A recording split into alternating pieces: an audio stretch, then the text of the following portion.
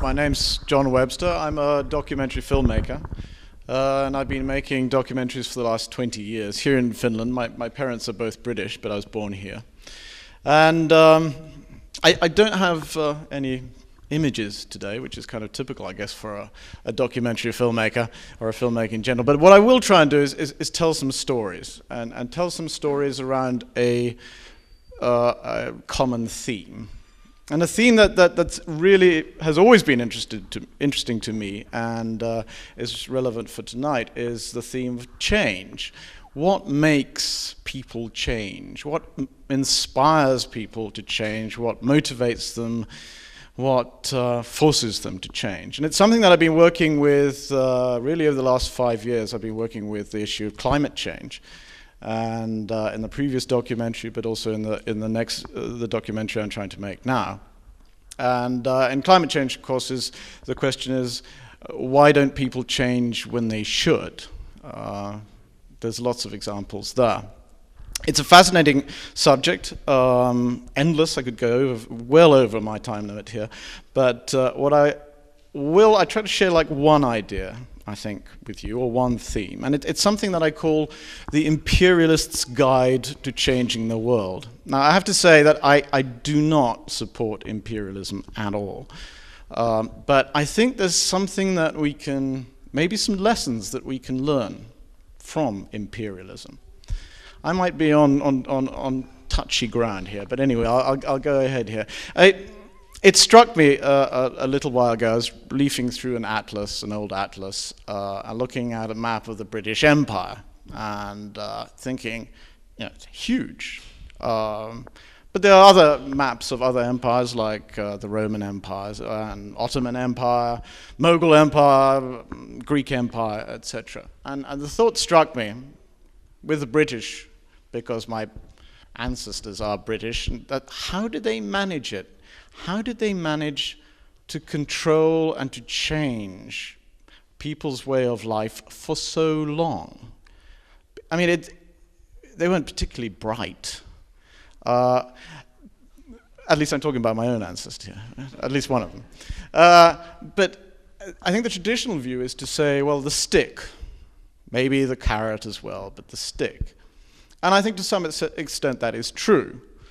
But if that were really true, then how come the most powerful military might that this planet has ever known, the Americans, can't keep peace in Iraq?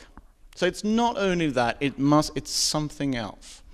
I think one of the things that these empires did, and this has an application also, I mean, I'm looking at in a sort of macro scale, but it has very much, I've found these things have very much an implication on a much smaller scale, on a micro scale. But one of the things that they did is they maintained or they retained the existing hierarchies, the powers that be. And they would say, either you're with us or you lose everything. But if you are with us, then we will give you more power, we will give you more prestige, we will give you more than what you already have. Again, if one takes Iraq as an example, I mean, one of the terrible mistakes that the US government is to fire everybody that belonged to the Ba'ath Party. So suddenly you have a lot of powerful, influential people working against you. So that's one thing, maintain the existing hierarchies. Second thing, which only recently struck me, was this idea of substitution. The classic example, or an example that I thought was poignant, was again from the British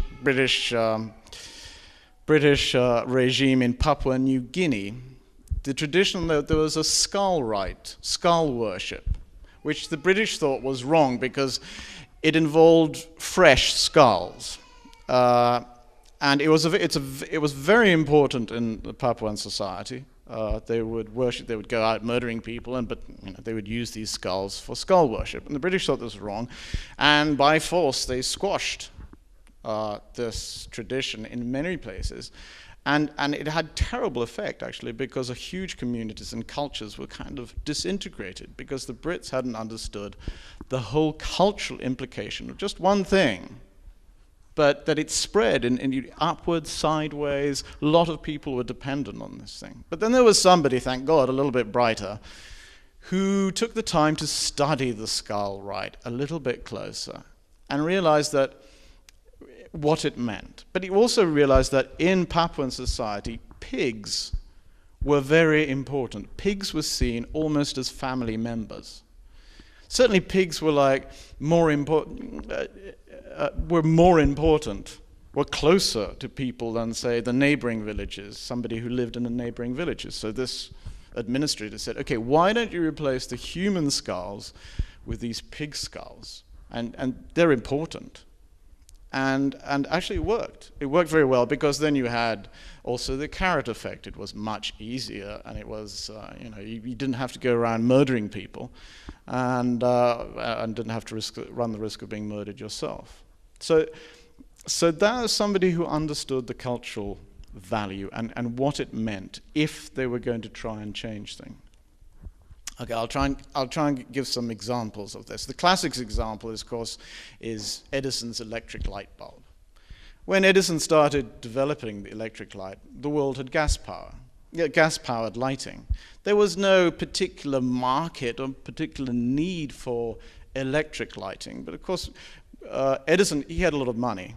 And so he spent a long time developing not just the electric light bulb, but he developed the whole process from power generation to switches, light switches, transformers, the whole shebang, and then could go to the power companies and say, okay, this is my invention. Now the power companies, of course, were making from coal, they were making methane gas, which they piped into pipes and went into houses, street lightings like that.